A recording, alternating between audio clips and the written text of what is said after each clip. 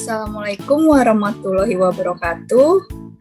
Perkenalkan, nama saya Indira Putri Ningtyas dan rekan saya Rahmat Mustaqim.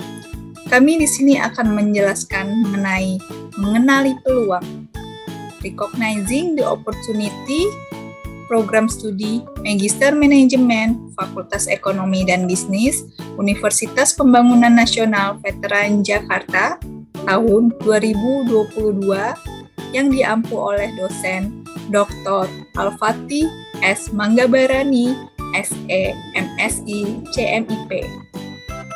Lanjut saja, yuk kita bahas mengenali peluang. Apa sih peluang itu?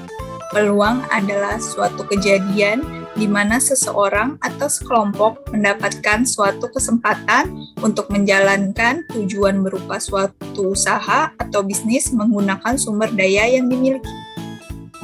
Seseorang wirausahawan harus memiliki pemikiran kreatif dan inovatif untuk mendapatkan hasil yang maksimal supaya tidak ada kendala dalam membuka usaha dan pemilihan bisnis yang tepat dengan modal yang dimiliki oleh calon wirausahawan. Selain itu, peluang usaha yang telah diambil tentu akan memiliki konsekuensi atau resiko bagi pengambil keputusan. Jika berhasil, dapat dikatakan mendapat keuntungan, namun jika gagal, maka itu bagian dari resiko yang harus dihadapi. Namun demikian, hal itu dapat dijadikan pengalaman yang sangat berharga. Tujuan dari peluang usaha yaitu mendapatkan keuntungan, mendapatkan kekayaan, mendapatkan kepuasan batin, mendapatkan popularitas, dan mendapatkan status sosial. Selain itu, peluang usaha memerlukan sumber daya, yaitu uang atau modal, skill, relasi, pengalaman, dan lainnya. Lalu, mulai dari ide. Ide bisa datang dari mana saja, baik dari internal maupun dari eksternal. Yaitu seperti seseorang yang berbicara dengan pelanggan, pesaing menawarkan layanan yang belum ada dalam daftar, pendatang baru dari industri yang berbeda mungkin menemukan cara untuk membingkai ulang permainan dan menghadirkan cara pandang yang benar-benar baru, atau bisa juga melalui internet. Kewirausahaan sosial sering muncul dari individu yang melihat dunia dan melihat cara di mana layanan publik dapat diberikan dengan lebih baik, atau sekelompok yang kurang beruntung dapat diaktifkan atau sumber daya didistribusikan secara lebih adil. Lalu lanjut, mengenai kriteria memilih peluang usaha. Untuk menentukan peluang bisnis, terlebih dahulu harus dilakukan analisa kriteria bisnis. Analisa kriteria bisnis melingkupi analisa modal, analisa sektor usaha, analisa penghasilan, analisa prospek, dan analisa jam kerja. Analisa modal itu terdiri dari modal sendiri, investor, kredit perbankan, dan lainnya.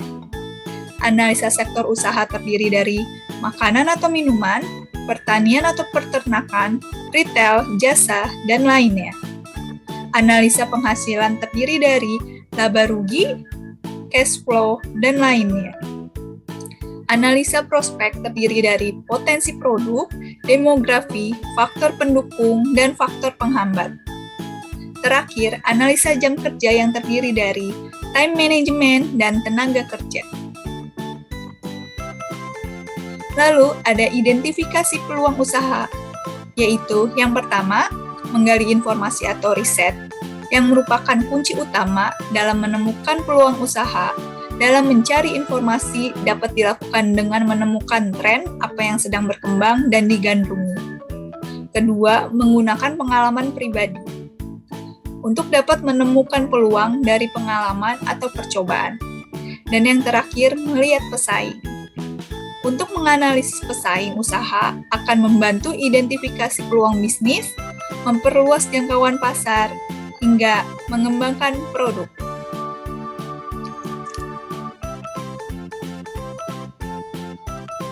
Nah, setelah kita mempelajari apa itu peluang usaha, sampai dengan identifikasi peluang usaha, lalu bisa kita cirikan peluang usaha yang mempunyai nilai jual. Yang pertama, mampu memenuhi kebutuhan konsumen. Yang kedua, memiliki keunggulan bersaing atau kompetitif. Yang ketiga, tidak bersifat sementara atau sustainable. Yang keempat, ada nilai uang yang dihasilkan. Yang kelima, mampu memenuhi aspek kreatif maupun inovatif.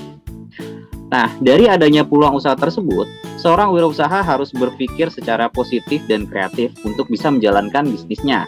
Wirausaha yang berpikir secara positif dan kreatif diantaranya adalah percaya dan yakin bahwa usaha tersebut dapat dilaksanakan.